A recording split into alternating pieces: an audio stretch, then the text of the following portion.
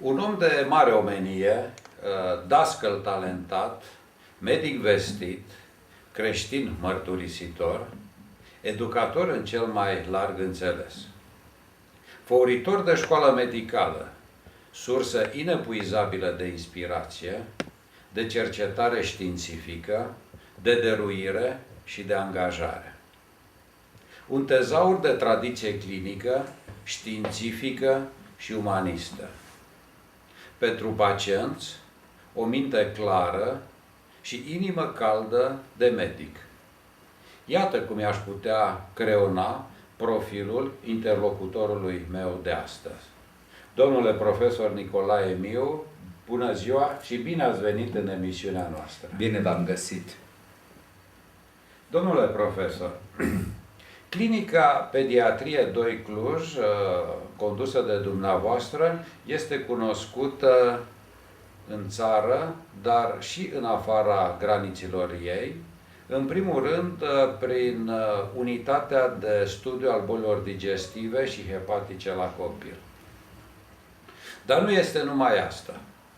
În această clinică s-a înființat pentru prima dată în România și funcționează, iată, mai bine de 10 ani, un compartiment de epurare extrarenală la copil, separat de cel de adulți.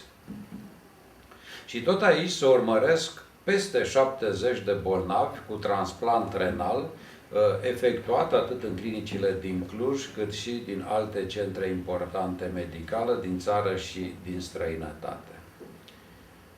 Există în clinica dumneavoastră medici specializați în oncologie, în hematologie, în diabetul zaharat, în boli metabolice sau pentru rezolvarea unor cazuri greu de diagnosticat, cu diagnostice capcană și dificilă.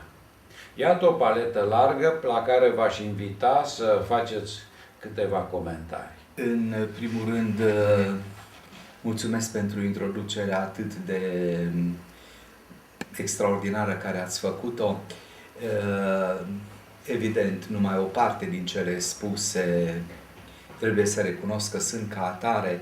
Vreau să vă spun că această clinică are o tradiție extraordinară și trebuie să mă gândesc în primul rând la șefii acestei clinici cu care am lucrat, cu toți șefii clinici am lucrat și cu reputați membri a unui colectiv de odinioară în urmă cu 40 de ani când mi-am pus piciorul aici în clinică, care era unul absolut de invidiat.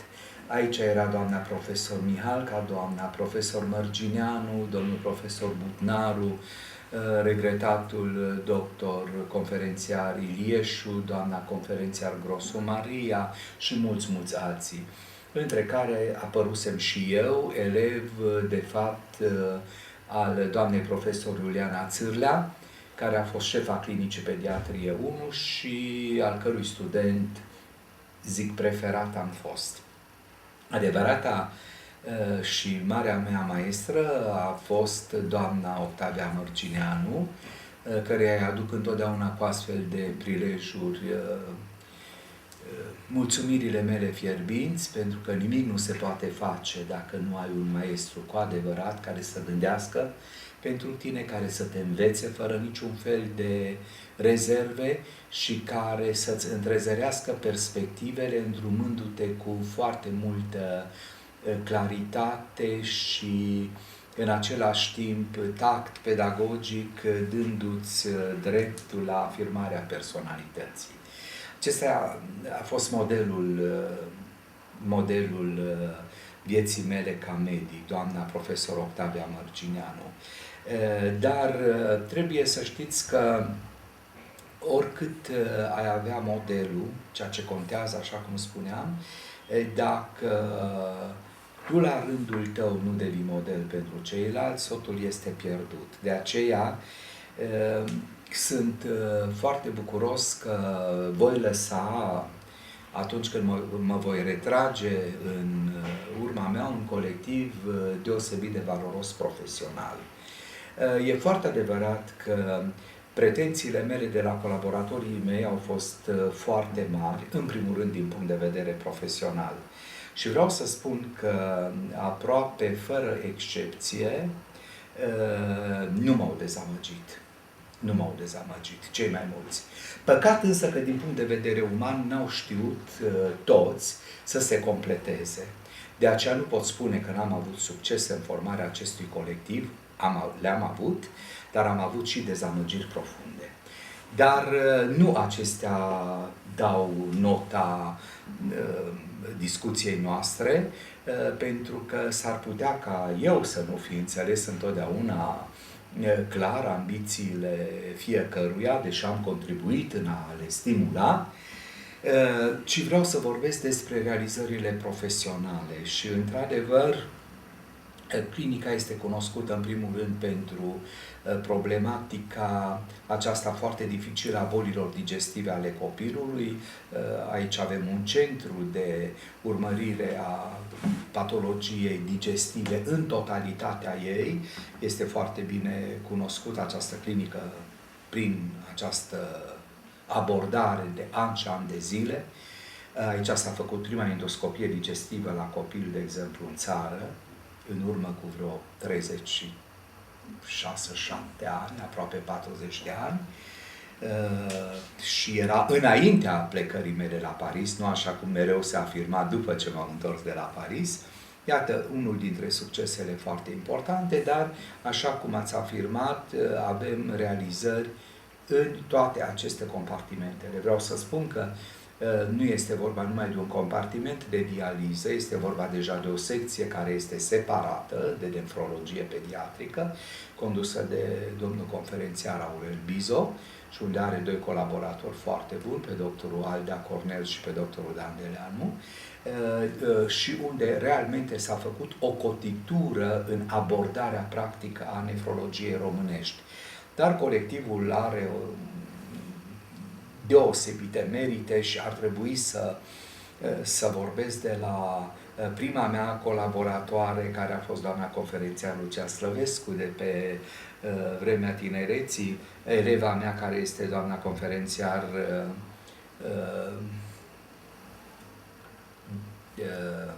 Andreica Mariana, dar este Mariana Marc, conferențiara Mariana Marc, care este de o valoare excepțională, este doctorul Mircea Mărgescu, este Daniela Șerban, este Alexandru Pârvan și mulți alții.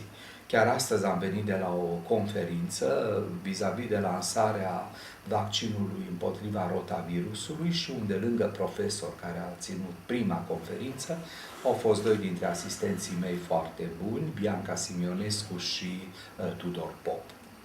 Ca să completez puțin acest preambul, consider că am reușit să vă cunosc bine de mulți ani de când lucrăm împreună. Dumneavoastră sunteți exigent cu persoana dumneavoastră. Exigență care, sigur, vă dă rigurozitatea programului de lucru, pentru că în programul acesta aveți zile infernale în care, fără rigurozitate și disciplină, sigur nu ați putea ca să acoperiți întreaga paletă în care vă desfășurați activitatea, dar această exigență sigur se îndreaptă și împotriva și deasupra colaboratorilor, care trebuie ca să mențină ștafeta. Ceea ce eu apreciez foarte mult la dumneavoastră, pe lângă multe alte lucruri, este respectul pe care îl purtați maestrilor. Și întotdeauna m-ați învățat acest lucru și mi l-ați demonstrat personal. Voi da un singur exemplu. Întotdeauna invitațiile pe care le faceți doamnei profesoare Mărgineanu, care este la o vârstă înaintată, dar nu există congres la care dumneavoastră să nu invitați, să nu trimiteți mașina ca să o chemați. Și lucrul acesta se observă și pe mine m-a mișcat extrem de mult. Un exemplu pentru cei din jurul dumneavoastră, poate cum ar trebui să își respecte maestrii. Frumos ceea ce îmi spuneți și m-ați provocat, este firesc cu firescului. Atunci când ai un succes, într-un colectiv bun și ai urmat maestrului tău să o inviți. Dar mai mult decât atât, doamna profesor Mărcinea, nu este în rugăciunea mea, apropo de lucrurile acestea, care iarăși trebuie să le recunosc, sunt firești. Să te gândești zilnic, cu mulțumire și să mulțumești celui de sus și să-i dorești sănătate maestrului tău. Așa, fără ca să fiu tipul care vrea să fie și nici nu-mi place lingușala, dar vreau să citesc pe unul dintre elevii mei foarte buni, care este doctorul Popa, conferențiarul Gheorghe Popa, și care la inaugurarea acestei clădiri a clinicii a spus un lucru care mi-a rămas în suflet, și anume ce a lăsat sau ce lasă domnul profesor Miu nu sunt aceste ziduri, care sunt foarte binevenite, este o clinică modernă și așa mai departe, ceea ce a lăsat în interiorul acestor ziduri. Evident, gândindu-se la modul în care am pretins colaboratorilor mei, dar trebuie să recunosc, mi-am pretins mie. Am căutat să fiu drept cu ei. Nu poți să fii cu toți drept. Mai mult decât atât, nu te poți înțelege cu toți. Unii își pot crea în jurul lor o aureolă absolut falsă. Și dacă îi susțin numai până la un punct și de acolo nu, înseamnă că atât ai apreciat tu ca șef că pot da. Atunci datoria unui șef, și unui maestru mai ales, este de a-i lăsa pe cei care au capacități mai mari să vină din urmă și să avanseze toată școala aceasta de pediatrie. Că altfel se pune un baraj. Este un baraj care pe urmă își pune amprenta pe zeci de ani. Dacă s-ar întâmpla ca în continuare să fie șef al unei clinici un om care se gândește strict la el, care are limite profesionale, care are limite umane, ori cu așa ceva nu poate fi nimeni de acord. Dar eu cred că am gândit pentru fiecare și nu trebuie altceva decât să recunoască în sinea lor. Nu pe din afară, nu să-mi recunoască mie, nu să facă declarații publice care îmi displac total, ci să știe în sinea lor, așa cum este omenește să vorbească fiecare sincer cu el însuși. Și atunci lucrurile pot să meargă mai departe foarte bine. Și o să vă pun, după aceea, întrebarea o să curgă firesc. Dacă am trece în revistă compartimentele, încadrarea cu personal de specialitate, poate există într-adevăr diferențe între unitățile din țară. Dotările poate că sunt asemănătoare. Tezaurul științific al lumii medicale este comun. Oamenii sunt cântăriți și promovați după aceleași criterii, cu aceleași unități de măsură. Și atunci vă pun eu întrebarea, domnule profesor. De unde vin atunci diferențele? Ce anume face ca sute de părinți care au copii bolnavi să bată drumurile din țară și să vină până aici la Cluj? De ce profesorul Nicolae Miu reușește acolo unde alți medici, buni profesioniști, recunoscuți, totuși au dat drept? Care este secretul? Am stat și m-am gândit de multe ori dacă eu, ca profesionist, sunt cu adevărat bun sau foarte bun, așa cum trebuie să recunosc că zice lumea, că sunt o modă, pentru că există și așa ceva, și să mă întreb deseori în sinea mea care este secretul succesului meu, pentru că trebuie să recunosc, sunt un medic care am avut și am succes foarte mare și în același timp știu că am stârnit prin aceasta și foarte multe invidii, așa cum se întâmplă în general când vrei să realizezi ceva deosebit.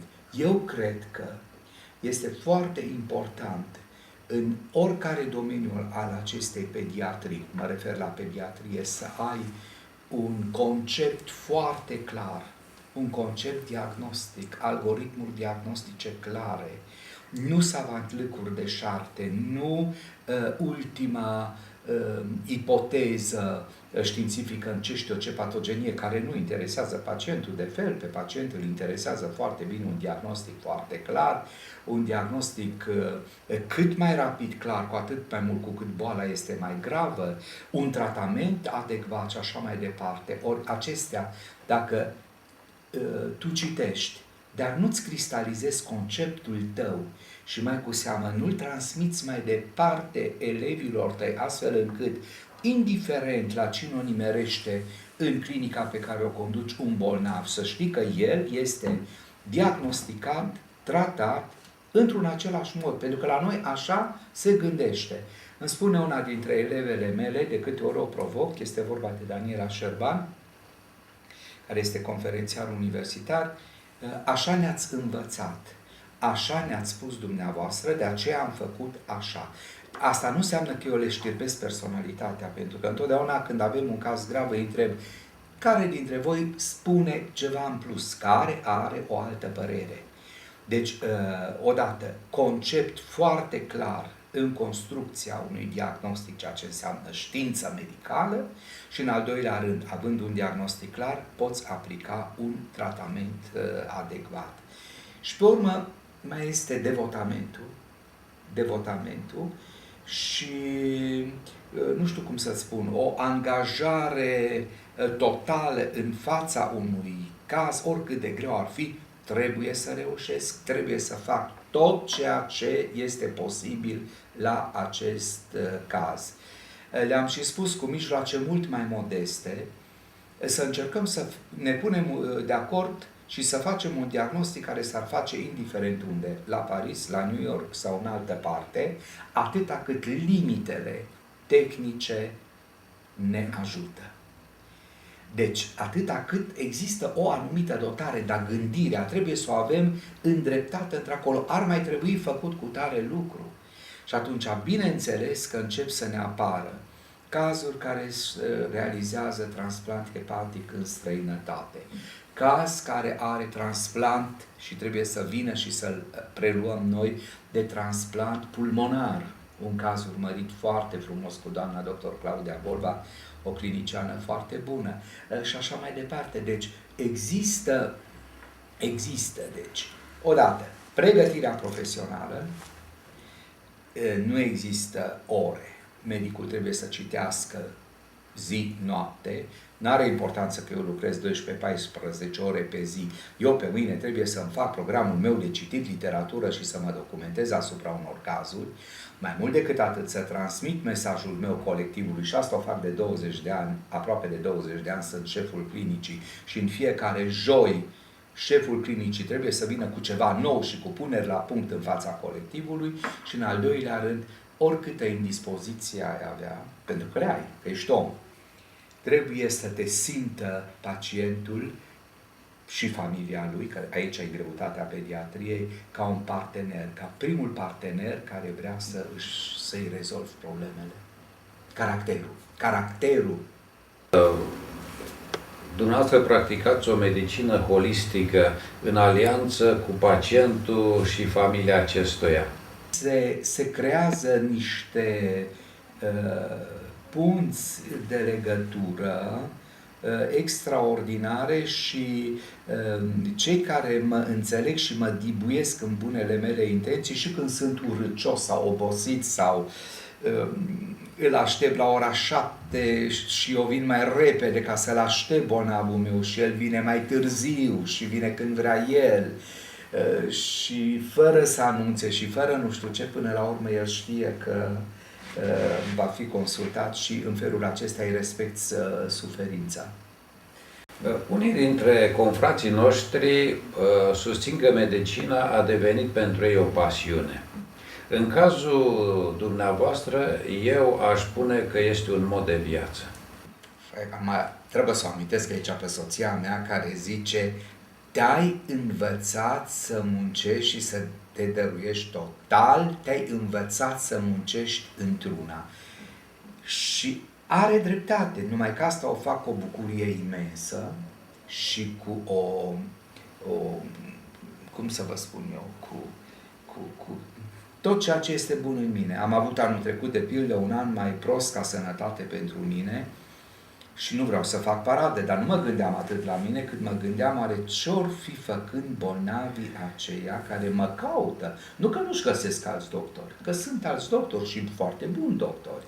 Dar aceia erau bolnavii mei care aveau încredere în mine și eu lipsesc pentru că sunt bolnav.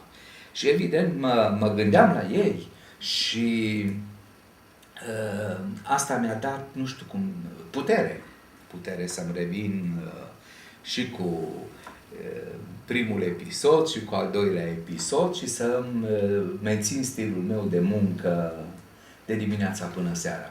Activitățile birocratice unde v-a dus viața, activități administrative și așa mai departe, acest freamăt, această nerăbdare să vă reîntoarceți în mijlocul bolnavului.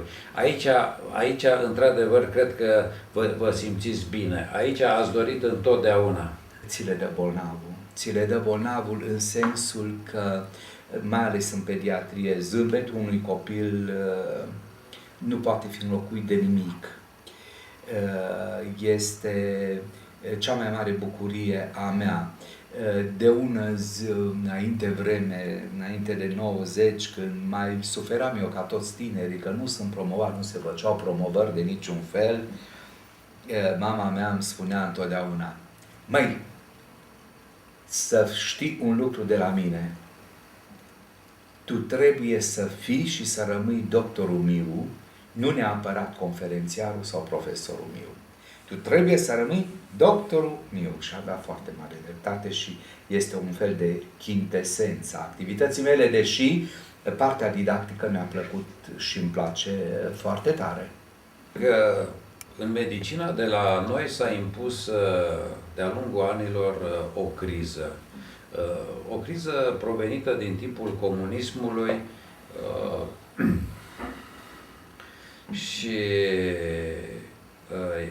această criză a început să ne revenim din această criză odată ce lumea medicală, ce noi, actorii din medicină, am început ca să ne întoarcem către bioetică, către etica medicală. S-a vorbit mult despre medicalizarea învățământului universitar. Medicina a fost tratată doar ca o știință tehnică. Ori noi știm și o simțim că medicina nu este doar o știință tehnică, este o știință umanistă. Medicina este prin definiție o știință umanistă.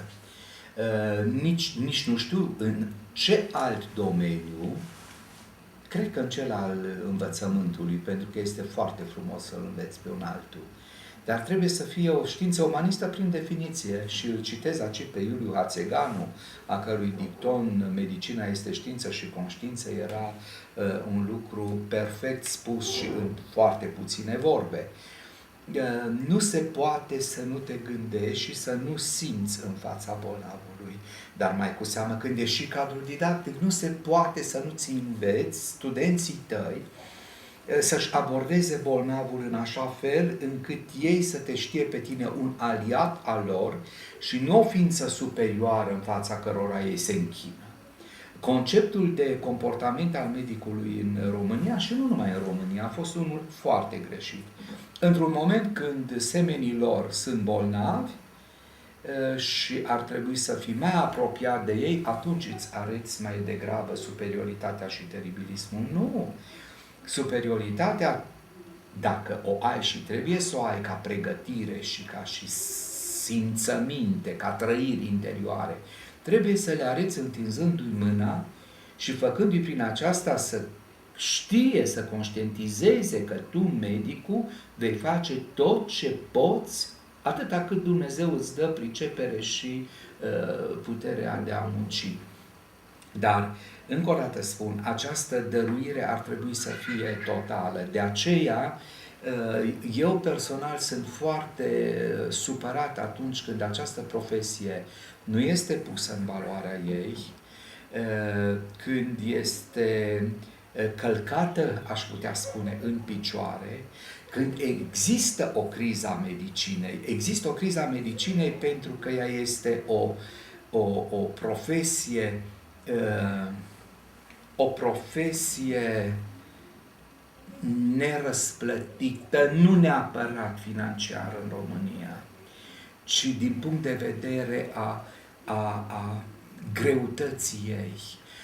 Ai uneori sentimentul vânării vreascuri sau culegerii vreascurilor uscate din pădure.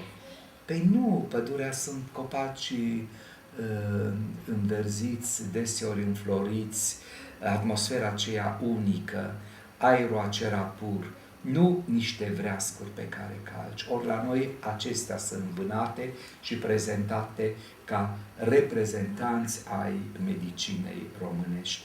Este un lucru, aș putea spune, rușinos această modalitate de a trata medicina și medicul și regret fără niște riposte din partea opiniei publice. Dacă opinia publică, atunci când televiziunea, când toate ziarele scriu numai urât despre unul sau altul dintre medici, fără să ține seama de această armată credincioasă îmbrăcată în alb, cum ni se spune, în condițiile acestea, până la maturitatea societății mai este încă foarte mult. Pentru că vin părinții și spun, ați avut dreptate, m-am documentat pe internet, ce profesie aveți dumneavoastră? Tehnician nu știu unde, foarte bine, să știți un lucru, că nu mă pricep la niciun fel de motoare, dar la suferința corpului uman mă pricep și mai ales a copilului. Deci toată lumea știe medicină, toată lumea critică, toată lumea... Este o lipsă de respect a medicinei, să nu zic față de medicină. Ori maturitatea, sensibilitatea unei societăți, calitatea unei societăți, o apreciez și după modul în care lumea știe să spună. Nu mai vorbiți așa, pentru că marea majoritate își fac datoria. Să nu mă credeți că nu critic și nu sunt supărat uneori pe superficialități care apar, pe fușerel, cum le zicem câteodată, pe diagnostic pus în grabă și așa mai departe. Le critic, sunt primul care le critic și nu mă împac cu această pregătire și atitudine mai ales de nivel foarte discutabil. Mă refer acela lucrurile foarte bune care se fac inclusiv în medicina românească. Despre astea, da, pot vorbi unii, dacă știu eu, sunt provocați și așa mai departe, dar ca și atmosferă, domnule, stai că vin, invers vă spun acum, vin părinți cu copii care lucrează în străinătate și vin cu copiii la tine și zice, vai ce bine că mi-l dezbrăcați și îl consultați copilul, pentru că în Italia nu mi l-au consultat. Alții care vin din Spania mi s-au dat rețete numai pe ce spuneam eu, fără să-mi consulte copilul și așa mai departe. Deci, eu nu doresc să ajungem noi acolo, dar să ne respectăm niște condiții și să știe populația că cei mai mulți dintre noi sunt și sunt spre binele acestui popor și spre acestei țări. Deci aici este un mare uf al nostru care îți lasă mereu un gust amar, numai că trebuie tot noi, cei care ne dăruim medicinei, să ne regăsim forțele și să mergem mai departe, mai cu seamă că nici măcar o persoană nu ia vreodată apărarea acestor medici. Bun.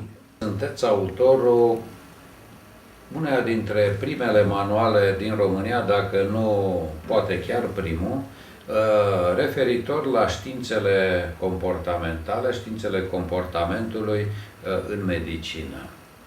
Această relație medic-pacient este într-adevăr o știință care trebuie învățată sau sunt suficienți 7 ani de acasă, ca să spun așa? Nu. Sunt extrem de interesante și extrem de complicate. Cu etica te naști. Ce poți să înveți sunt niște reguli de deontologie și neapărat de morală. De morală în sensul respectării unor legi în societate și de deontologie generală, dar mai ales deontologie medicală. Asta se învață. Și a nu se confunda. Etic este acel eu al tău care îți poruncește să nu greșești în fața semenului tău. Deci, eu consider că educația este extraordinară. Ea te învață ce e bine, ce e rău. Dar ceea ce vine din tine, acel interior al tău, cu aia te naști. Cu aia te naști. De aceea sunt lucruri. Mulți învață de pildă psihologia. Sunt psihologi? Toți sunt psihologi. Nici vorbă. Foarte mulți învață filozofia. Învață filozofia așa. Foarte puțin gândesc la modul filozofic cu adevărat. Tot așa și medicul. Și pentru că vorbeam de etică și de importanța ei, asta înseamnă, cred eu, marea diferență între doctorii care au învățat același lucru și dacă îi pui să scrie partea aia științifică, oricare ar fi ea, să o scriu la fel, dar când este vorba să o aplice, unul îți spune, eu la ora asta trebuie să plec, iar altul, dacă este nevoie, stă până în ultima clipă lângă bolnavul lui. Deci, asta e chemarea. Și cei care nu au această chemare, care nu au această flacără din interior, și eu o numesc etică. Etică. Nu trebuie nimeni să-ți spună cum să te porți. Am avut studenți care proveneau din familii cu probleme, din familii cu părinții despărțiți și așa mai departe, și erau de un devotament și de o puritate, că în fond vorbim și să nu ne fie rușine de vorbe mari. Puritate sufletească. Cu asta te naști. Așa era el. Mâna întinsă de acel tânăr doctor era o mână întinsă. Știai că ăla nu te lasă pe drum undeva să mori în singurătate și așa mai departe. Avea grijă de tine până în ultima clipă. Deci cu asta te naști. Restul se învață. Poți învăța concepte de morală, nu poți, nu ești integrat în societate dacă nu știi, nu te adaptezi. Și mai cu seamă deontologia, care altfel poate fi și pedepsită. Colegiul Medicilor asta și face. Nerespectarea codului deontologic medical. Aș completa puțin, talentul sau harul îți este dat. Ceea ce ziceți dumneavoastră că te naști, îl primești. Sunt unele persoane care primesc aceste lucruri. Și atunci, de aici revine întrebarea mea, domnule profesor. Spiritualitatea creștină își găsește locul în această relație complexă care se realizează între medic și pacient? Nu se poate să nu simți și să gândești așa. Nu se poate ca medicul care practică medicina, care zilnic se lovește de suferință, de necazuri și care trebuie să ajute nu numai și să cunoască nu numai boala, ci bolnavul, să nu pornească de acasă măcar cum Doamne ajută, sau să-și facă rugăciunea de dimineață și de seară, unde un gând special trebuie să fie pentru bolnavii lui. Mie mi se pare că abordarea din acest unghi te face și mai bun, și mai înțelegător, mai apropiat de oameni și îți dă putere. Cine nu face treaba asta poate fi un medic deștept, poate fi un medic care să aibă multe succese. Nu este împlinit total. Deci credința îți dă putere, iar medicul, pentru a își îndeplini datoriile lui zilnice, are nevoie de putere. pentru bolnavul și pentru el. De aceea, nu vreau să fac paradă din toată treaba aceasta, nu facem paradă din treburi extraordinar de profunde. Locul unde împreună cu soția mea merg la biserică este capela Institutului Oncologic din Cluj. Deși asist mereu și la catedrală, unde este această minunăție a mitropolitul nostru, Bartolomeo Anania, dar slujba de duminică am preferat-o într-o atmosferă specială mie, medicului și soției mele, unde vedem, pe de o parte, bolnavi, studenți, pentru că e în zona respectivă unde sunt și căminele studențești, alți credincioși, creându-se o atmosferă specială care te fac și atunci să aprofundezi mai mult tot ceea ce se întâmplă în liturghia respectivă. Mulți confrați de-a noștri medici, mulți oameni de știință români, care parcă le este rușine să declare în public că sunt credincioși. Personal, cred că nu este de fel important să declari în public că ești credincios, ci să fii de fond credincios. Unii se feresc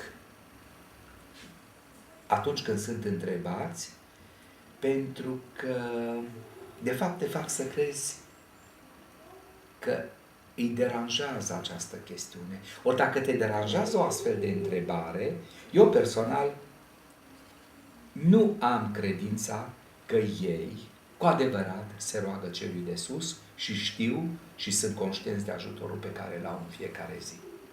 Venind din comunism, unde una gândeam și alta făceam, cred că sunt încă persoane care mereu spun una, gândesc alta și fac taman altceva. Și ne confruntăm, dați-mi voie să susțin acest lucru, mereu în societate, zi de zi, cu astfel de persoane. Spunem reminiscențe ale societății anterioare, dar au trecut de atunci atâția mari de ani.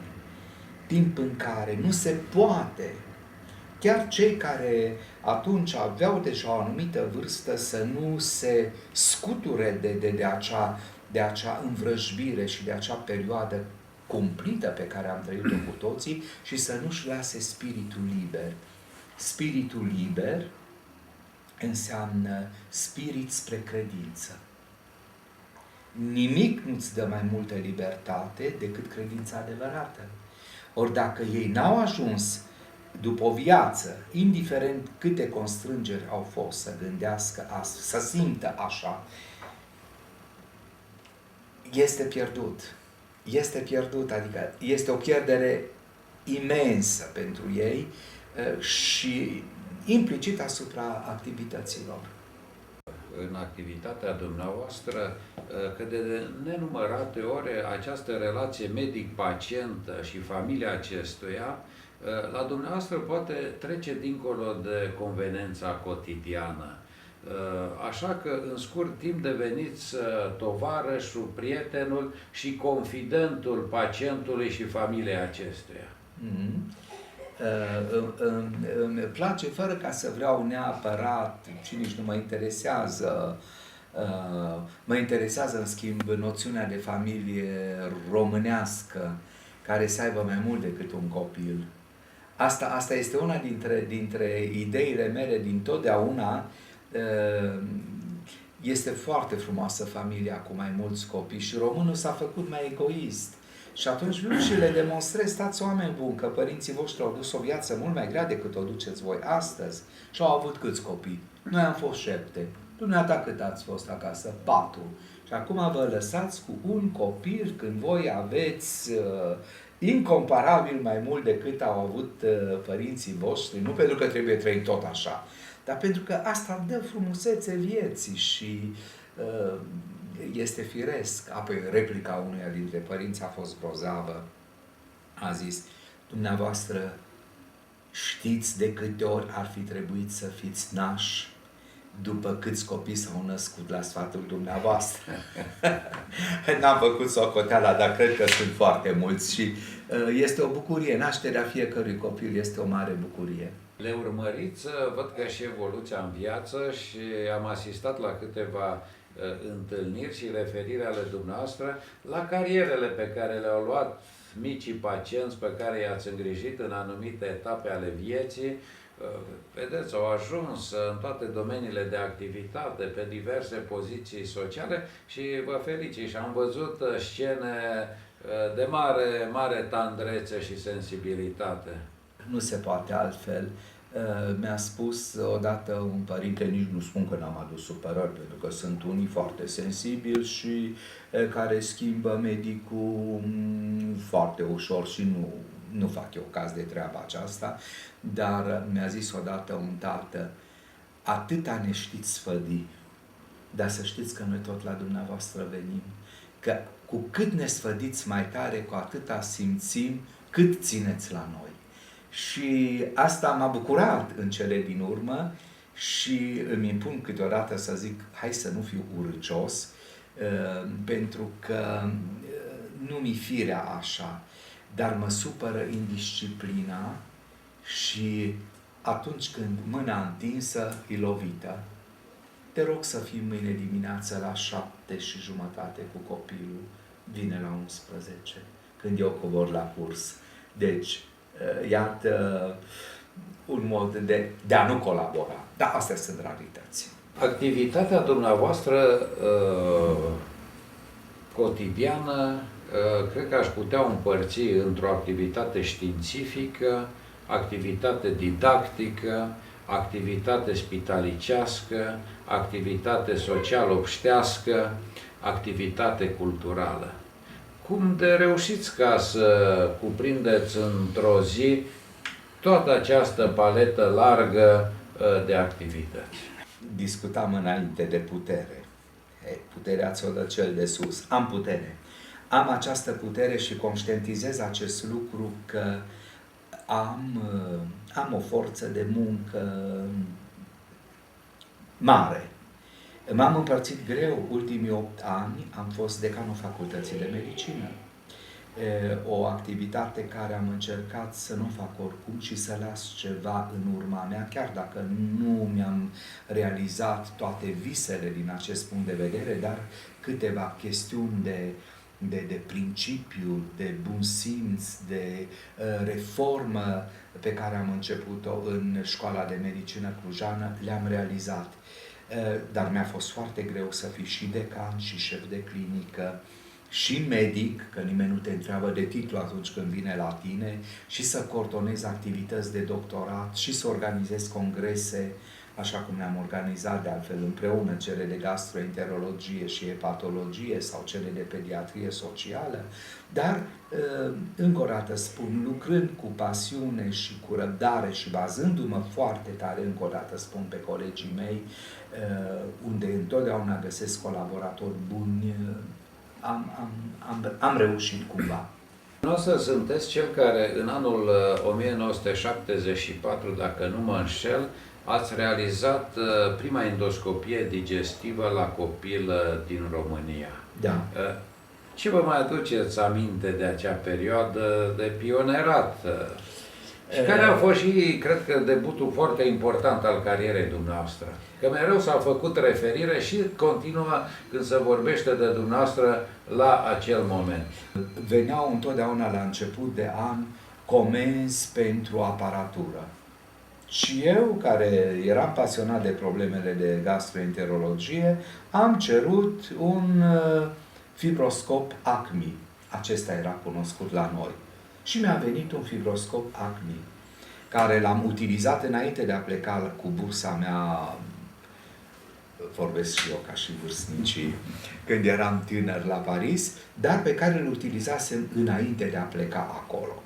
Acolo, evident, chiar în secția unde eu lucram, se făceau biopsiile de mucoasă jejunală cu capsula Crosby, de care mi-am adus și eu aici acasă și pe care am introdus-o, dar endoscopie chiar în secția unde lucram eu nu se făceau încă.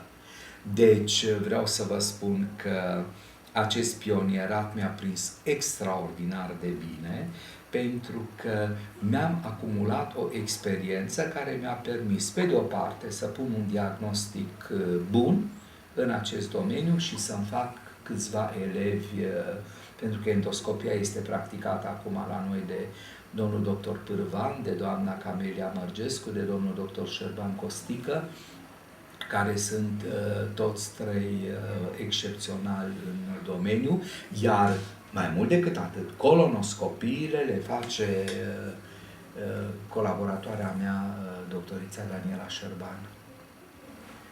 Dumneavoastră, domnule profesor, ați ridicat la înaltă măestire cercetarea clinică, a cărui metodă este observația clinică.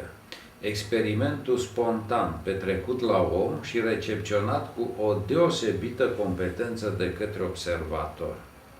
Acum, eu vă întreb, sunteți doar nativ sau datorați aceasta unor maestri pe lângă care v-ați format? Mulțumesc pentru întrebare. Ei, din acest punct de vedere, mulțumesc celui de sus că am avut niște profesori extraordinari. În primul rând, între mari clinicieni, l-am avut pe Octavian Fodor, al cărui elev mă și consider. Am lucrat ca intern în clinica pe care o conducea dumnealui, dar în primul rând am fost studentul dumnealui și trebuie să recunosc că am avut iarăși șansa să fiu unul dintre preferații domniei sale. Așa se face că am și cea de-a doua specialitate, respectiv primariat în gastroenterologie și hepatologie pediatrică.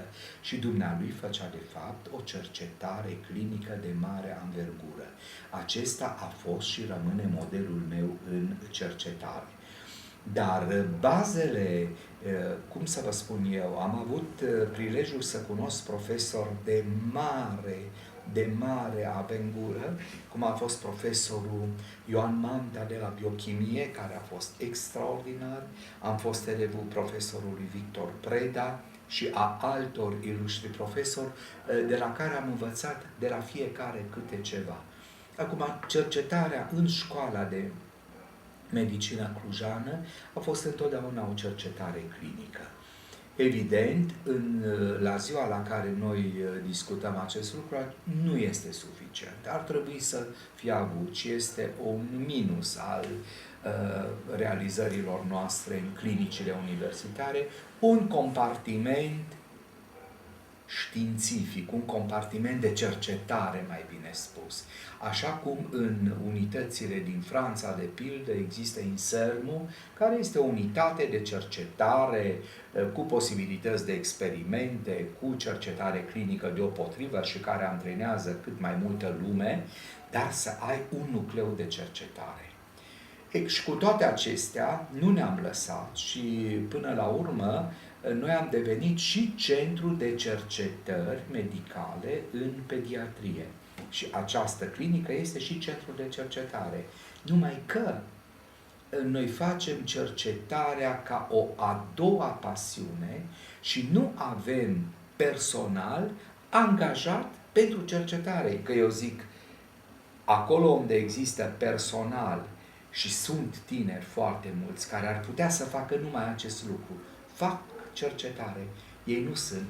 Pe linie de institut de igienă existau astfel de posturi care făceau legătura cu clinica, nu mai există. În universități, problemele financiare nu au permis dezvoltarea acestui compartiment. Pe linie de spital se spune ar trebui să avem, dar de fapt pe aceleași motive financiare nu există personal profilat pe cercetare. Deci unități de cercetare pe lângă clinici universitare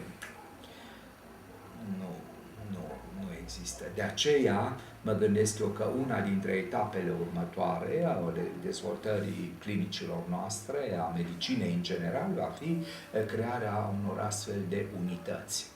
Primul centru, așa cum ziceam, de dializă renală la copii în România. Ce ați putea ca să comentați? Una dintre dorințele mele foarte mari, am și spus că și altă dată că după gastroenterologie, nefrologia m-a pasionat foarte tare și am beneficiat de faptul că Unul dintre colaboratorii mei, pe care îl apreciam de când era student, actualul conferențiar Aurel Bizo, a avut această pasiune pentru acest domeniu și l-am încurajat cât am putut pentru a porni la un drum extrem de anevoios, la un drum extrem de ambițios și în același timp cu o încărcătură extraordinară, pentru că el uneori, când își mai aduce aminte de mine, zice, profesorul a zis că acest domeniu ori îl facem, ori nu-l facem. Deci nu există unități de măsură. Este o chestiune extraordinară să poți da șansă la viață unui bolnav care face dializă cronică, care este limitantă, deci îi prelungești viața, dar care are șansa unui transplant. Și așa s-a întâmplat ca, beneficiind de reputatul profesor Mihai Lucan, pentru că experiența cu dumnealui este, colegii din această secție de nefrologie dializă să urmărească peste 70 de bolnavi cu transplant renal, fiind cea mai frumoasă experiență din România. Dumneavoastră aveți o activitate didactică covârșitoare, pot să spun. Ca prorector, ca decan al Facultății de Medicină în 2 legislaturi, așa cum însăși dumneavoastră ați spus, ați reușit să puneți în aplicare ideile cu privire la rolul universității în societate și, dacă ar fi ca să îl parafrazez pe Iuliu Hațeganu, dacă bine îmi amintesc că din scrierile lui, spunea că prin universitate trebuie să înțelegem cea mai înaltă instituție de cercetare a adevărului, de răspândire a frumosului, de pregătire a elitei conducătoare și de îndrumare a poporului ascultător și doritor de lumină. Erau cuvinte interbelice pe care, iată, parcă eu le regăsesc la dumneavoastră în această personalitate complexă pe care o formați. A spus foarte frumos. A spus foarte frumos și este extrem de actual ca și spunere. Dar, din păcate, universitățile de medicină nu-și au încă rolul pe care ar trebui să-l aibă. Nici chiar în educația medicală continuă, unde ele, prin devotamentul lor, încearcă și organizează cursuri post-universitare, în deplasare, la sediu și așa mai departe, se tot creează organisme deasupra undeva care să ne conducă și să facem, cu atât mai puțin, în loc să se respecte această cerință exemplară a unei universități, a unei facultăți de medicină. Formarea medicală continuă. Formarea medicală continuă, să nu fie o vorbă, dar asta este sarcina Facultății de Medicină. Nu este a Ministerului Sănătății, nu este a unui alt organism suprapus acolo undeva deasupra, când tu te bazezi pe cadrele didactice care nu fac altceva o viață întreagă decât asistă bolnavul, citesc ultimul lucru la zi și îl transmit mai departe. Și atunci totul este dirijat, totul este când să se dea această libertate. Este o libertate limitată. Deci eu subliniez faptul că încă în România autonomia universitară nu este suficient respectată. Mai mult decât atât, la Facultatea de Medicină, rolul acesteia în asistență și în educația medicală continuă nu este iarăși respectată la cel mai înalt nivel. Dumneavoastră sunteți autorul a numeroase monografii adresate studenților în medicină. Și m-aș opri doar la 2 dintre ele, pe care eu le consider ca deschizătoare de drumuri. Este vorba despre acel tratat, parcă acum mai văd culoarea galbenă, oligoelementele în patologia copilului, și renumitul tratat de medicină adolescentului, la care am avut și eu onoarea ca să contribui cu o mică parte și oarecum să lansăm împreună, dacă bine țin minte, la conferința de medicină socială de la Arad. Vreau să vă spun că acea primă monografie cu oligoelementele în biologie și patologie am scris-o împreună cu doamna profesor Octavia Margineanu și cu o pasiune extraordinară. Erau lucruri absolut noi atunci. E adevărat că îmi făcusem teza mea de doctorat cu importanța magneziului în patologia pediatrică, dar magneziu atunci era considerat oligoelement, astăzi este considerat macroelement, dar cu acea ocazie am scris despre zinc, despre cupru, despre seleniu, rubidiu, mangan și multe altele, și care astăzi s-au dovedit a fi lucruri absolut reale, descriindu-se la om sindromul deficitului în cupru, deficitului în zinc și așa mai departe, insistându-se pe rolul de antioxidant al seleniului, de exemplu, lucruri extraordinare. Deci asta ca și o relație între disciplinele fundamentale, în fond, da? Am zis, în rolul lor, acestor oligoelemente, în biologie și în patologie, și pe urmă trecând la acest tratat care va apare în ediția a doua, reînnoit, ameliorat, tratat de medicină adolescentului, care realmente ne-a dat o satisfacție foarte mare, cum spuneți, și care este așteptat de foarte multă lume medicală și nu numai medicală. Pentru că această vârstă a furtunilor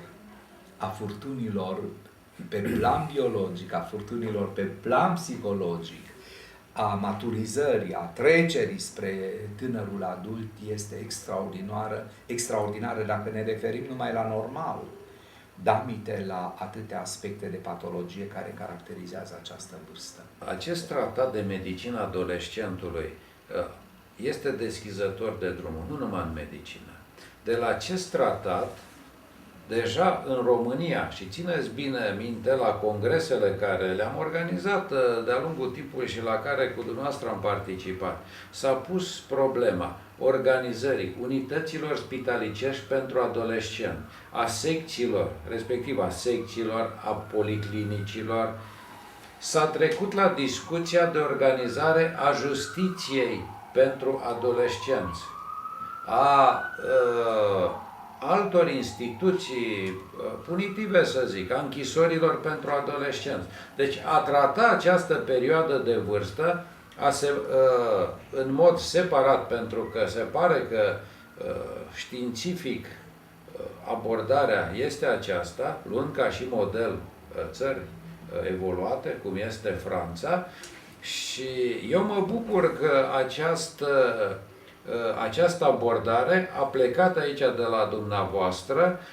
Noi am contribuit cu toții ca să o susținem și singura chestiune este acum să fim consecvenți, să sensibilizăm societatea românească pentru a realiza importanța acestei chestiuni. Ați punctat foarte bine, implicațiile societății în viața adolescentului sunt extraordinare. Dacă noi nu facem un front comun, școală, medicină, familie, vis-a-vis de problemele atât de grave și de mari ale adolescentului în lume, nu numai la noi, n-am făcut nimic. De aceea cred eu că alegerea acestei tematici la repetatele noastre congrese de pediatrie socială n-a fost întâmplătoare. Organizarea unor cursuri internaționale cu mari specialiști din Europa în 2001, în 2002, aici la Cluj, pentru medicina adolescentului nu au fost întâmplătoare. Tematica ultimului congres de pediatrie socială a fost numai medicina adolescentului, după ce o mai abordasem, așa cum ați spus, și la Arad. Evident, este o vârstă, așa cum o definisem eu, a furtunilor biologice ale individului, dar și a psihicului său și mai ales aceste aspecte psihosociale care sunt extrem. Nimeni nu mai are timp de adolescent. Nimeni nu mai are timp pentru el. Părinții lucrează de dimineața până seara, școala noastră s-a modernizat, regret. mai bine rămânea un pic mai tradițională, românul mai avea nevoie încă de căldura dascălului, pentru că dascălii noștri așa erau înainte, niște pricepuți, niște devotați, dar niște oameni cu mari suflete, ori deseori școala îi scapă din mână, iar modelele pe care ei și le aleg sunt întotdeauna anapoda. Această lipsă totală de control vis-a-vis de internet. Ore întregi în fața calculatorului, ore întregi în fața televizorului. Acest spirit urât de gașcă, eu zic bine gașcă, prietenia este una, dar ei când le vorbești în discuțiile particulare despre prietenie, despre rostul acesteia, despre esența prieteniei, îți râd în față, nu știu. Lipsa lor de cultură, pericolul drogurilor, pericolul țigării, pericolul alcoolului.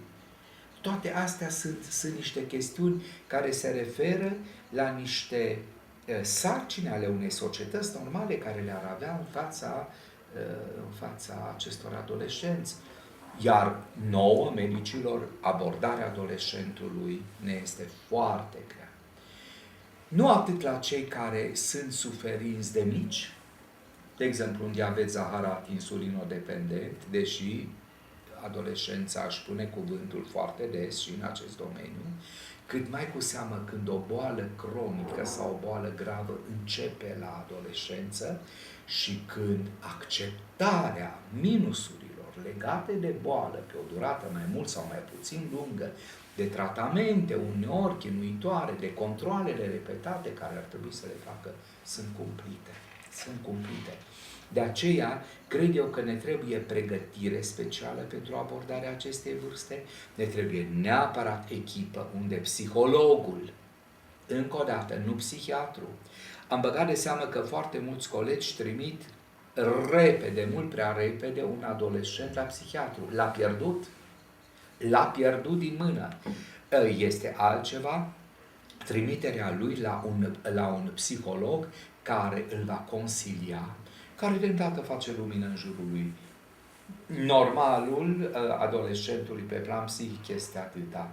Sunt o serie de cazuri borderline, dar psihologul bun le sesizează și doar acelea cu foarte mult tact trebuie duse și la psihiatru, recomandat și un psihiatru. Dar altfel, neînțelegerea, duritatea, trimiterea francă, discutarea prea brutală a lucrurilor în fața adolescentului cu care trebuie să discuți, mi se par niște greșeli foarte mari. Și pe urmă, abordarea problemelor.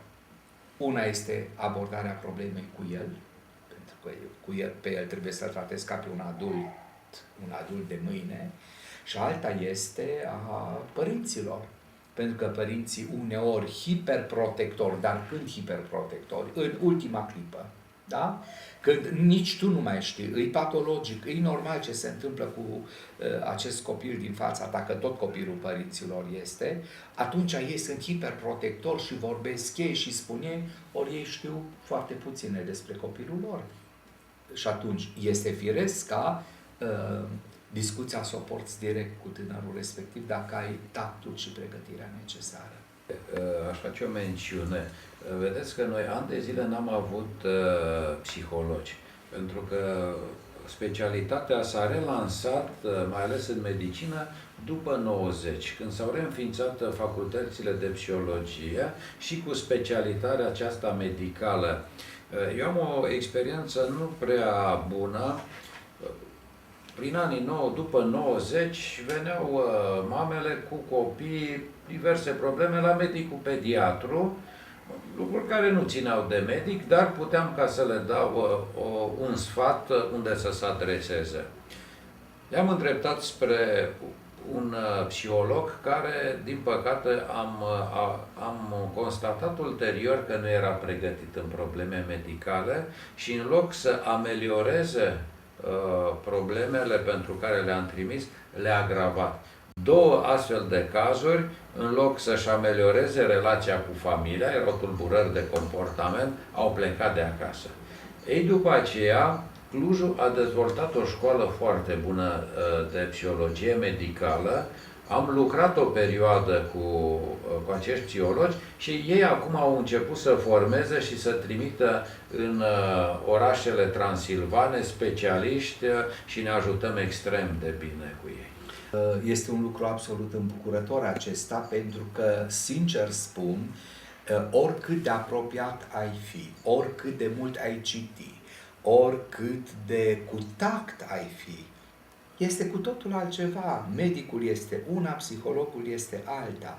Este altceva că conlucrarea medic-psiholog, pe urmă, este mult mai avantajoasă. Psihologa noastră, doamna Nicoleta Angel, vine de fiecare dată și îmi spune: să știți că îl mai chem pe cutare bolnav la o discuție, pentru că nu m-am putut clarifica foarte bine dacă nu mi-ascunde ceva, dacă am obținut totul de la el, dacă este normal tot comportamentul lui, sau vom avea nevoie și de psihiatru. Dar niciodată, nici ea, nici eu, nu trimitem în consult la psihiatru până când nu ne sfătuim. Este un lucru foarte important și ar trebui să avem realmente o discuție pe această temă cu Catedra de Psihologie de la Universitatea Babeș, care este foarte deschisă, foarte puternică, foarte bine apreciată, pentru că formarea unor astfel de oameni este extrem de benefică. După anii 90, activitatea științifică în domeniul pediatriei, la nivel național, din punctul meu de vedere, s-a delăsat. Aici ați pornit imediat cu cele două mari congrese pe care le aminteam. Este Congresul de Gastroenterologie Pediatrică, de Gastroenterologie și Hepatologie Pediatrică, ca să formulez completă titulatura lui, și cel de Pediatrie Socială. Am fost lângă dumneavoastră în permanență la organizarea lor și trebuie să o recunoaștem aici. Bucureștiul, centrul României, până în anul 1989, toată viața medicală se ducea în București. Iată că după 90, dintr-o dată s-a prăbușit și Clujul a preluat, cel puțin din punct de vedere al pediatriei, frâiele pediatriei românești. Eu consider că prin personalitatea dumneavoastră, prin știința dumneavoastră, și dorința de a duce această ștachetă și a înălța-o în pediatrie.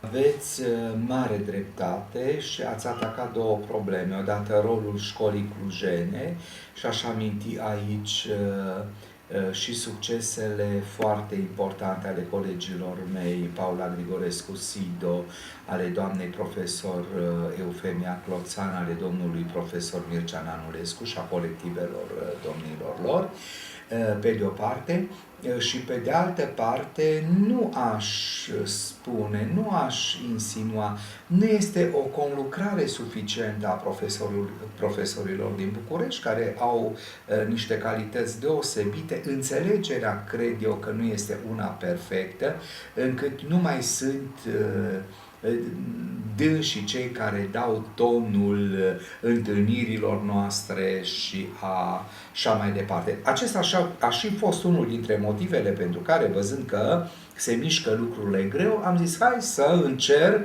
și să realizez. Și am realizat împreună Societatea de Gastroenterologie și Hepatologie Pediatrică, este societatea română recunoscută și în Franța și în alte părți, și Societatea de Pediatrie Socială, cu aceste întruniri sub formă de congrese la Bistrița sau la Cluj, care le facem destul de frecvent și pe care lumea, întotdeauna cu o participare foarte largă, le așteaptă.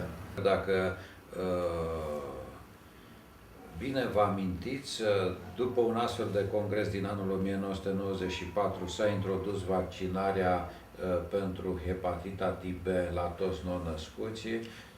Da, a fost congresul de la Călimănești, Căciulata, Exact. când ne-am ridicat cu toții și am spus trebuie introduse noi vaccinuri și așa mai departe. Sau tehnici, vă dau un exemplu, tehnica de puncție hepatică, care se făcea rudimentar, prin mici intervenții chirurgicale. S-a lansat prin acest sistem de seringe automate, că acum practic e o banalitate, sau de puncție renală. Sigur, lucrurile trebuie amintite din când în când, pentru că numai în urma acestor discuții și istoria trebuie ca să fie pusă în date. Eu altceva, acum ar vrea să trec la o altă chestiune și vreau să redau pentru telespectatori și pentru cei care ne privesc un îndemn pe care l-am reținut cu mulți ani în urmă la unul din cursurile dumneavoastră festive. Spuneați, dacă bine îmi amintesc, cam în felul următor. Vă adresați auditoriului care era format din studenți, din medici. Dragii mei, numai dacă simțiți chemare, iubind omul și vă mișcă suferința lui, numai atunci puteți să deveniți medici. Altfel, mai bine orientați-vă spre alte cariere, unde veți culege mulțumiri și poate veți fi mai utili. Mi-au plăcut foarte mult aceste cuvinte ale dumneavoastră, eu le-am reținut și, sigur, eu considerându-vă maestru, unul din maestrii mei, am căutat întotdeauna ca să le am în față și să urmez aceste îndemnuri. Așa este, pentru că nu poți trece pe lângă studenții tăi, mai ales că eu lucrez cu anul 5, e adevărat că am avut studenți și în anul 1, predându-le științele comportamentului, dar cu anul 5 pediatria, în care mă gândeam așa, peste un an aceștia sunt medici care își vor lua drumul înspre o specialitate după rezidențiați, dacă au șansa să îl ia. Și am stat și am analizat ani și ani de zile și am ajuns la concluzia că o treime dintre ei nu au ce căuta la medicină. N-aș vrea să dezamăgesc pe nimeni, dar nu știu dacă numărul acestora nu a crescut, pentru că realmente am dorit la ceea ce profesorii adevărați le oferă, le dau, le împărtășesc din experiența lor, să-ți răspundă altfel. Poate că este conflictul dintre generații, poate că eu am devenit mai pretențios, dar eu cred că medicul de astăzi, viitorul medic, trebuie să-și pună mari semne de întrebare vis-a-vis de practicarea în cele mai bune condiții a medicinei, care nu este o profesie oarecare, ci o artă. Specialiștii spun că nu există conflicte între generații. Există doar percepții diferite ale mediului ambient. Eu când zic conflicte dintre generații, mă gândesc exact la modul în care simți omul de lângă tine. E sensibil la problemele lui, la durerea lui sau nu. Și din acest punct de vedere, nu cred, am îmbătrânit, dar nu ca spirit. Și din moment ce eu îmi dau seama că noțiunea aceasta de iubire a semenilor tăi este aceeași ca acum 40 de ani, 40 și ceva de ani, când am terminat medicina, mă consider tânăr. Și atunci mă pot compara cu ei. Iar dacă mă compar cu ei, nu spun că nu găsesc foarte mulți copii sensibili, bine pregătiți, devotați, au îndeplinite toate cerințele unui viitor foarte bun doctor, dar parcă numărul lor l-aș vrea mai mare.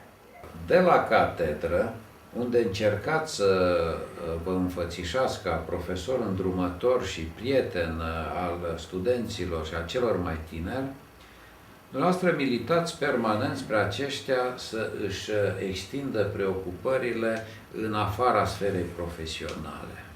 Și nu odată v-am auzit în clipele de caldă apropiere îndemnuri ca să frecventeze și să frecventăm opera, concertele. Și atunci vă pun întrebarea, de unde această pasiune a dumneavoastră pentru muzică?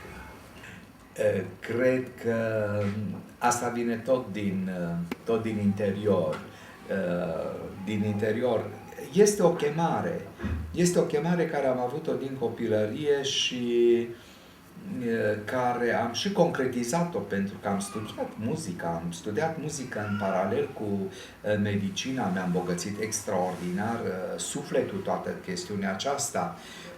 Am și practicat muzică, dar vreau să vă spun că am și vrut să fac carieră lirică, am vrut și am dat admitere la conservator. În schimb, mi-am dat seama atunci când am ajuns în anul 3 și m-am apropiat de bolnav, pentru că în anul 3 încep cu adevărat medicina la patul bolnavului, că mi-a dat o satisfacție extraordinară, ceea ce nu înseamnă că nu m-am preocupat de muzică care îți îmbogățește sufletul, care îți înalță spiritul, care te face mai bun, mai cald și care în fond îți înfrumusețează viața. Și am vrut să transmit acest mesaj generațiilor de studenți care în mare parte înțeleg. Pe an ce trece, în schimb, îmi dau seama că studentul din medicină nu mai are acel ceva ce odinioară îl deosebea de confrația lui de la alte facultăți, și anume cultura. Vreau să vă spun că nu desconsider pregătirea altora de la alte facultăți, Doamne păzește. Dar studentul medicinist știa foarte bine ca să-și practice medicina, venind zi de zi în contact cu atâtea valori, cu atâtea feluri de oameni, de la cel mai simplu și cinstit până la unul de pe cea mai înaltă treaptă a societății. El trebuie să discute cu fiecare în limba lui, să-l simtă pe fiecare, să se coboare și să se înalțe la fiecare. A nu mă înțelege greșit. Deseori un om simplu are un suflet de aur, doar să-l descoperi față de unul de pe ultima treaptă, cea mai de sus a societății, părând ca atare. Dar el trebuie să fie pregătit din toate punctele acestea de vedere. Ori, sigur că am fost nemulțumit dacă dintr-un amfiteatru de studenți le pun Chopin cu Dinu Lipati și întreb, nu vă întreb cine este interpretul, că este un pic greu. Este Dinu Lipati, marele nostru pianist, recunoscut pe plan internațional. Din păcate a trăit așa de puțin. Dar ce surpriză v-a făcut compozitorul? Și foarte timidă, una dintre studente zice așa, nesigur, Chopin. Atunci am spus, student în anul 5, într-un centru cultural cum este Clujul, lacune mari. Lacune mari în pregătirea din școală, lacune mari în pregătirea interioară a lor. Nu faptul că n-au știut muzică, faptul că nu este permis studentul la medicină să se confunde cu gloata. Zic un pic urât. El trebuie să fie altcineva, altă zestre, nu pentru a-și arăta supremația și măreția lui, în ghilimele, ci exact sufletul, sensibilitatea, șlefuirea eului. Asta-i trebuie studentului din medicină. Ne-ați mărturisit că atunci când cu mulți ani în urmă ați călcat pentru prima dată în splendida sală a Operei Române din Cluj, v-a impresionat foarte mult reputata cântăreață și regretata Lia Hubic, de a căror spectacole nu v-ați mai putut despărți și este mărturisirea dumneavoastră. Ați participat de fiecare dată când Lia Hubic cânta. M-ați atins una din corzile sensibile, da, este Marea Cântăreață, aș putea spune, a vieții mele, un model de dăruire. Se vede că avem nevoie de așa ceva în viața noastră, dar mi-a fost model de dăruire prin arta sa, prin totala ei maestrie artistică, prin modestia ei, prin, cum să vă spun eu, caracterul ei. O cântăreață de talie mondială care și-a făcut toată cariera în România. Dar ea era o cântăreață de talie mondială, a prins acele timpuri cumplite România ca o închisoare. Ei, în condițiile acestea, evident, maestria artei ei pe mine m-a captivat de la început și realmente n-am lipsit la niciunul din spectacolele domniei sale. Mai mult decât atât, am simțit nevoia să îi aduc omagiu publicului clujan și am sărbătorit-o de multe ori, nu cât ar fi trebuit, până în urmă cu 2 ani, când din păcate s-a stins din viață, exact s-au împlinit acum 2 ani. Mi-o amintesc și eu pe Lia Pupic și poate vă răscolesc puțin memoria, în Traviata, când trecea cu o dezvoltură de neimaginat de la coloratură la lirism și apoi la partea dramatică a rolului ei, această creație rămânând un model în timp pentru multe cântărețe de operă. Un model, dar ea a fost de neegalat în rol. Neegalat în rol așa cum a fost în Lacme, cum a fost în Lucia de Lammermoor, cum a fost în tot ceea ce a apărut și vreau să vă spun că posed o înregistrare, actul 2 din Madama Butterfly, unde poate concura cu oricare mare celebritate. Deci, o viață dăruită artei, asta aș putea să spun, a fost Lia Pupic, cu o sinceritate și cu un patriotism în sensul adevărat al cuvântului. Și mă bucur că am ajuns să folosesc cuvântul patriotism, pentru că românul astăzi parcă este rușine să spună că e bine să fii patriot în sensul larg și nobil al cuvântului. Îmi amintesc că în Lucia de Lammermoor era o perioadă când frecventam, eram elev și aveam abonament la opera din Cluj. În Lucia de Lammermoor și v-am mai întrebat, mi-o amintesc îmbrăcată într-o cămașă lungă cu o manta albastră, cu mânicile pliate, așa, deschise asemenea unei corole, cu o trenă într-o multitudine de cute, cu părul lăsat pe spate, iar brațele se deschideau lent de-a lungul trupului într-un teribil gest de neputință atunci când cânta Amiti dona un zeu mi te va da și flautul care o acompania da. Era scena nebuniei, era scena, da. Nu făcea doar interpretare a rolului din punct de vedere al interpretării strict artistice, ci își caracteriza personajul și acea scenă a nebuniei prin cânt.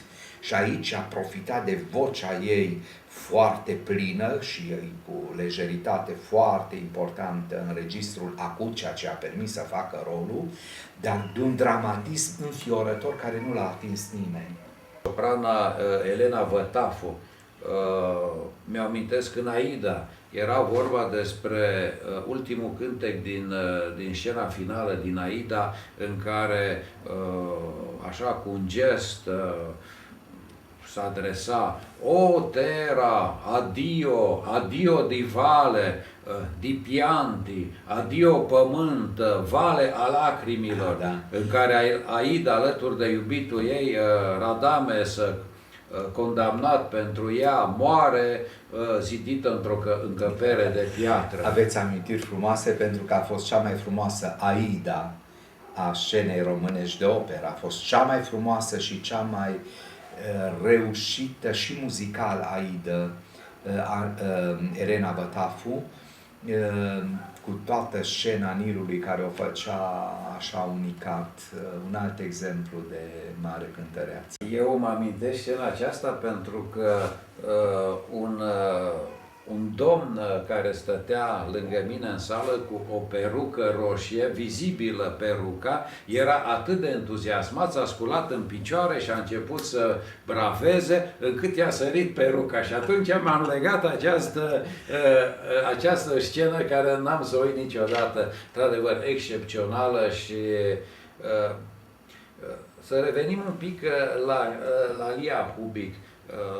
Această fantastică Lia Hubic, mi-ați mărturisit odată că v-a spus: sunt fericită că iubești arta, pentru că ea îți înnobilează sufletul. Oamenii adevărați nu pot trăi fără să simtă arta autentică. Așa mi-a spus și era un portret din Ana Lugojana, pentru că ținea foarte mult la rolurile acestea din opere sau operete românești și așa mi-a scris pe acea fotografie și realmente așa este. Arta îți înnobilează sufletul, te face să simți altfel viața și dacă revenim la pacienții noștri, arta te face să-i simți altfel și pe oameni. Aveți și un excepțional volum, mie mi-a plăcut enorm, nu numai mie, tuturor celor cu care am discutat și care l-au citit, amintiri din sala Operei Clujene, în care, iată, un medic, un profesor pediatru reușește să reconstituie viața atât de frumoasă și lungă, totuși, de când s-a înființat Opera Română din Cluj. Vă felicit pentru lucrul acesta. N-au făcut-o profesioniștii, specialiștii care ar fi trebuit să se ocupe. Ați făcut-o dumneavoastră și poate ați făcut-o iubind muzica și cunoscându-i pe artiști, poate ați făcut-o cu mai mult suflet. Eu nu m-am referit acolo decât la artiștii pe care eu i-am văzut. De aceea am și intitulat cartea aceea Amintiri din sala Operei,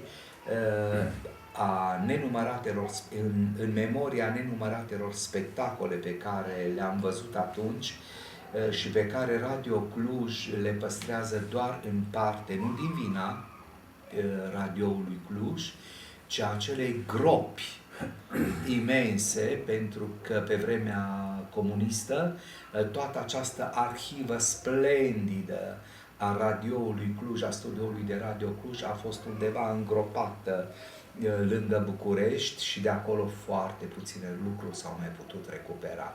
Pentru că era înainte o mare pasionată aici la Radio Cluj, doamna Drăgan, dacă eu bine mi-aduc aminte, care făcea niște înregistrări excepționale ale unor spectacole și au dispărut în totalitatea lor. Vreau să vă spun apropo de Lia Hubic, era un bărbier din Sevilla, de pildă, cu Nicolae Herlea, Lia Hubic și Alexandru Racolța, care putea să rămână așa pagini de aur în interpretarea muzicii de operă românești. Nu mai există nimic. Așa cum vă cunosc eu, deși sunteți generos și străin de a face cuiva rău, ați fost bântuită însă uneori de furtuni. Și mă amintesc că nu cu mult timp în urmă mi-a spus o întrebare care trebuie să recunosc că m-a descumpănit. Și dacă bine mă amintesc, ceva de genul următor: poate recunoștința cuiva să devină imorală? Despre acest subiect, pentru mine dureros, nu aș dori să comentez. Pentru că nimic nu te poate durea mai tare decât atunci când i-ai întins mâna unui om, ți-a prins-o, i-a folosit și pe urmă te-a plesnit. Așa încât, ca și fiecare om, am avut decepțiile mele în acest domeniu și prefer să le las trecutului, cu mențiunea că, foarte interesant, acei oameni pentru mine nu există. Eu nu știu urâ, eu nu am sentimentul de ură, dar pentru mine nu există. Nu mai există. Bineînțeles, nu este important pentru ei. Pentru mine este important pentru că m-a durut.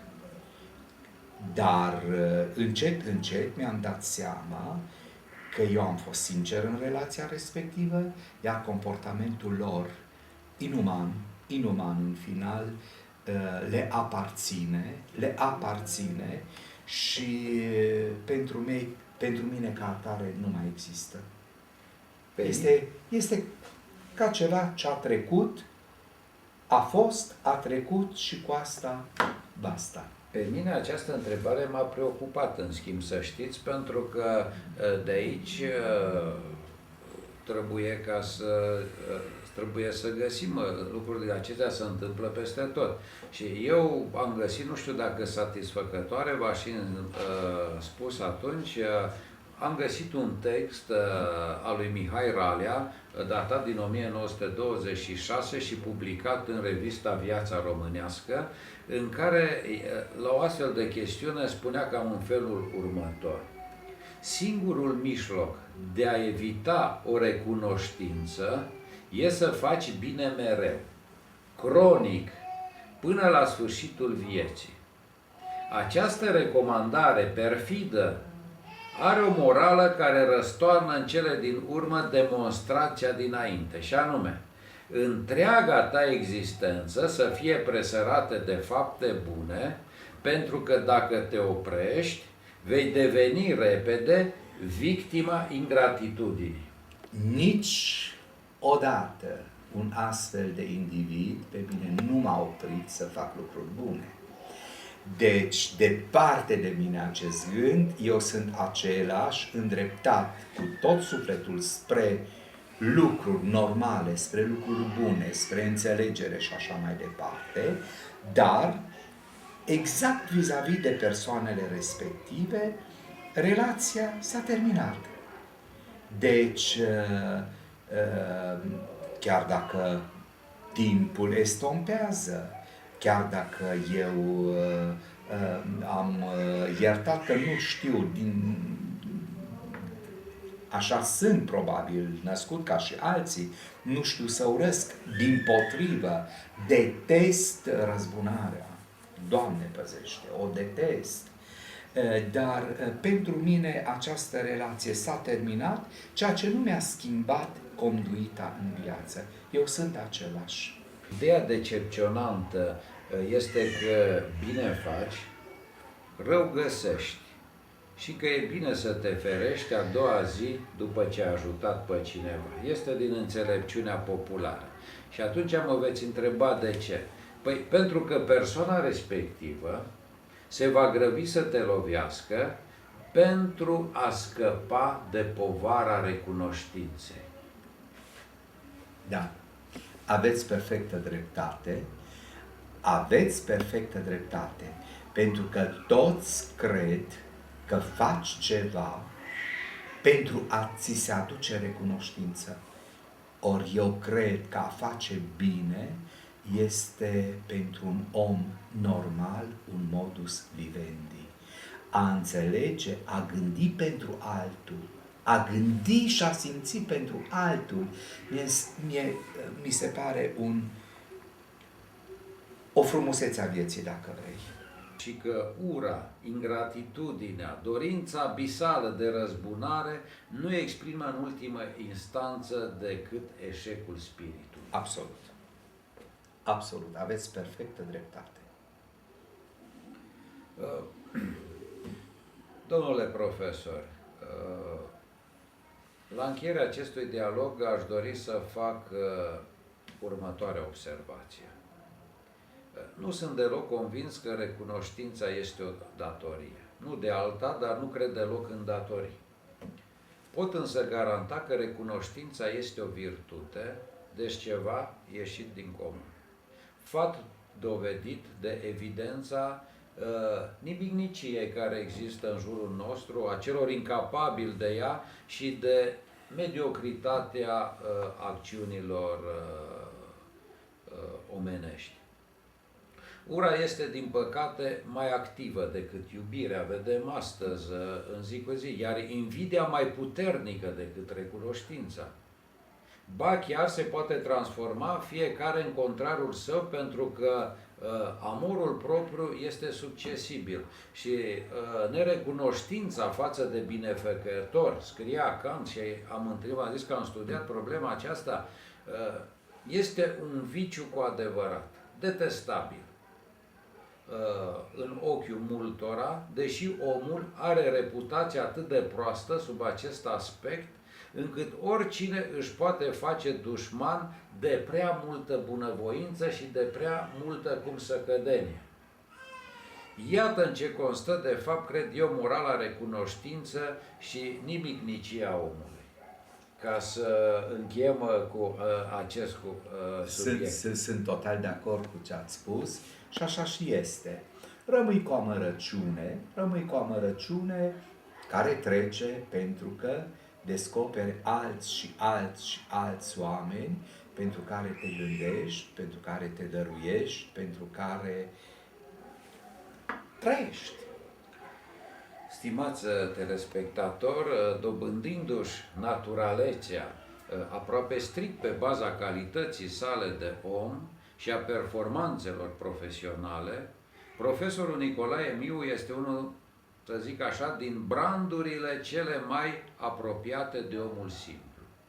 Școala medicală clujană nu poate decât să se mândrească cu un astfel de om întreg și adevărat, a cărui viață luminoasă și operă prestigioasă, eu cred că va dăinui în timp. Vă mulțumesc mult, domnule profesor, pentru această dupămasă splendidă pe care mi-ați acordat-o și cu care cu care mă onorați. Vă mulțumesc din tot sufletul pentru cuvintele frumoase. Mulțumesc!